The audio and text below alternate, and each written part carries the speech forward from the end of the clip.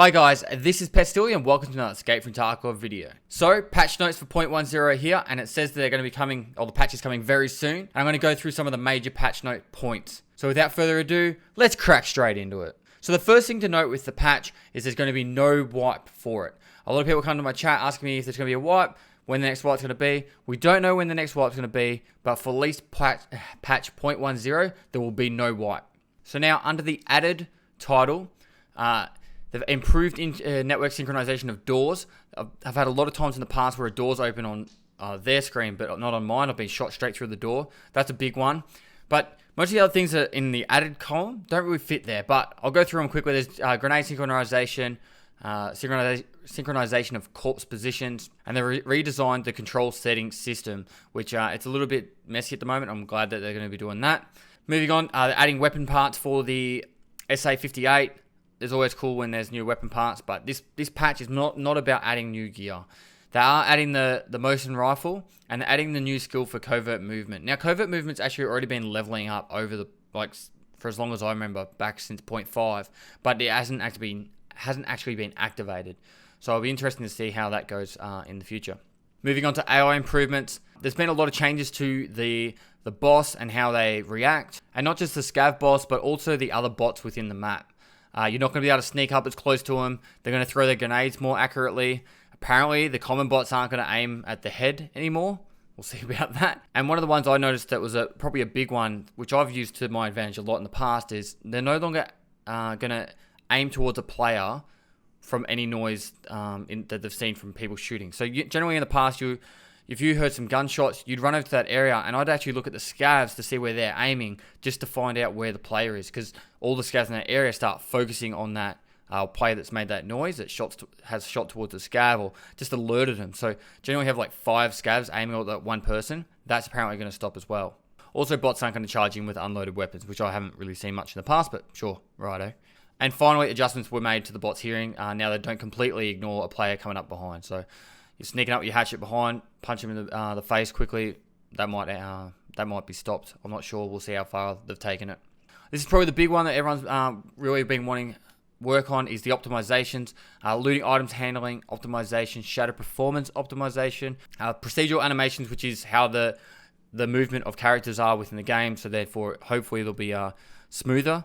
Optimization of network traffic consumption. Tarkov actually juices a lot of people's downloads compared to other games using the BattleSense video that was released a fair while ago. But Escape from Tarkov actually downloads more than any other first-person shooter. So that network traffic consumption hopefully will reduce, let's say, desync and lag. We'll have to see. Optimization of weapon modifications and weapon models and level of detail groups. Optimize character spawning in the raid, reducing frequency of severity of freezes on spawn, and fixed various bugs that were causing other cases of freezes. So when you're getting close to a player and the game freezes, because it's rendering the imagery of the actual person you're coming up to and all their gear and what's going on there. So hopefully all those freezes are going to be reduced. I know they used to be really bad when scavs spawned in. They're still there. Like I can still tell when a scav spawns in the factory, but hopefully this will reduce all those freezes in general.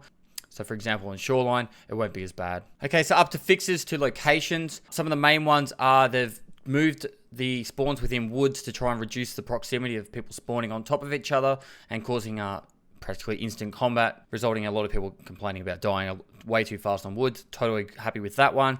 Also, they flipped the grenade box, which is upside down in woods on top of the safe. They fixed the factory door that was causing the invulnerability glitch, thank the Lord, because that's been a really annoying one of recent. They added new loot points and containers on Shoreline, as well as worked on the spawning algorithm errors that causing late spawns and close spawns. So that's sweet there. Moving on to interface fixes, there's a heap of changes to the controls changing within the game. So for example, you go to change some of your key bindings and you're not happy with it, you can actually unbind those. And previously I actually bound a few things that I didn't mean to do. I was like clicking through the menu, stuffed all that up. And the only way I can go back, because I couldn't remember what they were previously bound to, I had to reset everything to default and then go through it again. That was really annoying. So that they've got a reverse method for that, which is cool. They've also made it so you can now see how many items or how many slots are left in backpacks or items that you're searching. So previously when you'd search something, you'd have to wait to see how many are left, or when it's finished searching to see how much room's left in the backpack, or you could try and chuck stuff in there straight away.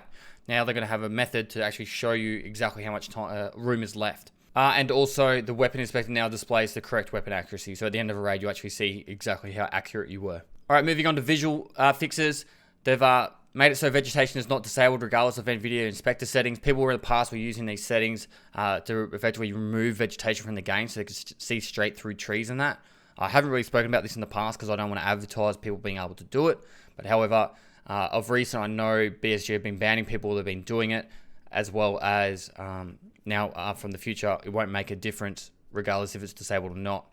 They've made a heap of fixes to Scopes and Fov. Previously, if your Fov was set to certain levels, your point of aim wasn't exact. Now it will be, as well as when you were changing weapons or adjusting through different sights, your weapon would change its distance away from you, screwing around with your Fov. So that's all been fixed, which is going to make a lot of people happier, including myself, of course, and also improved rendering of equipment on characters, reducing clipping, which is cool. Moving on to fix various errors. There used to be a bug, or there is a bug where you'll put a grenade on your taskbar or your hot key bar, and you take it out, and then you couldn't do anything else after it.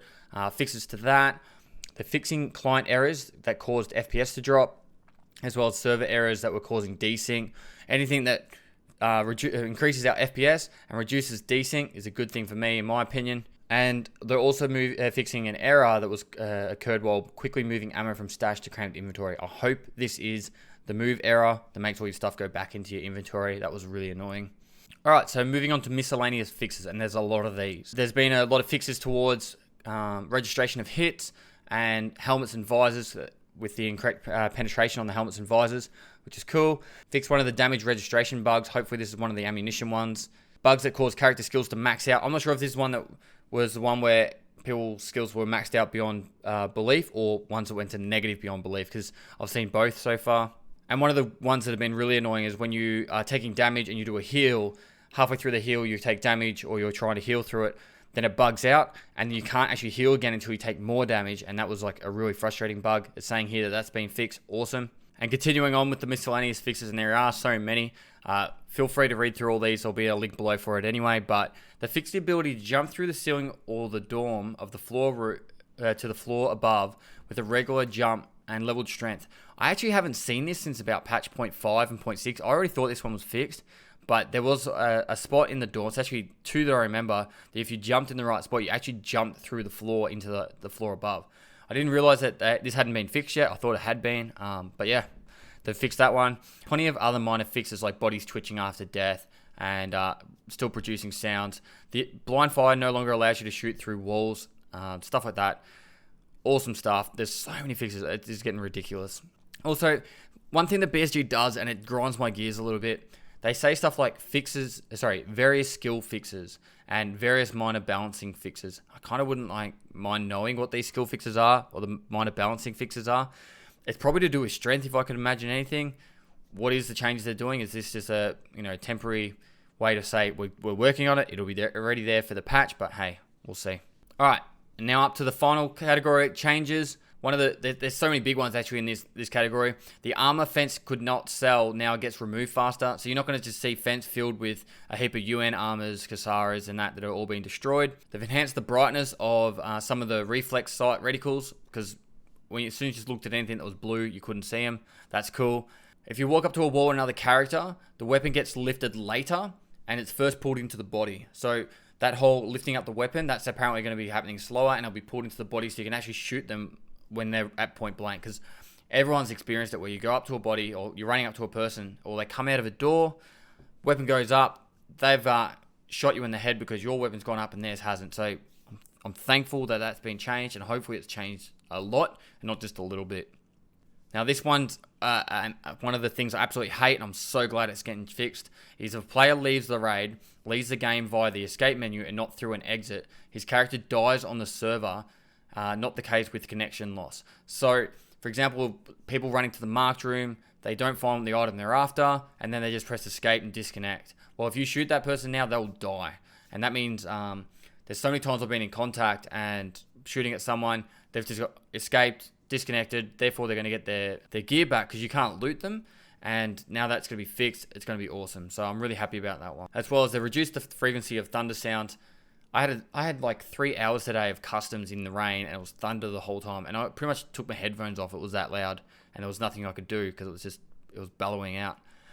And also, glass doesn't break when you just pass near it. Thank God for that one, because I'm actually quite scared to go into 2-story dorms at times, because if you have that glass breaks, everyone knows in that area that it's 2-story dorms, so that's cool. Alright guys, I'm trying to keep this as short and sweet as possible. Going over the major ones that I could spot myself. I'm sure there's plenty of other ones that I've missed that you guys are going to pick up on me on, but hey, go for it.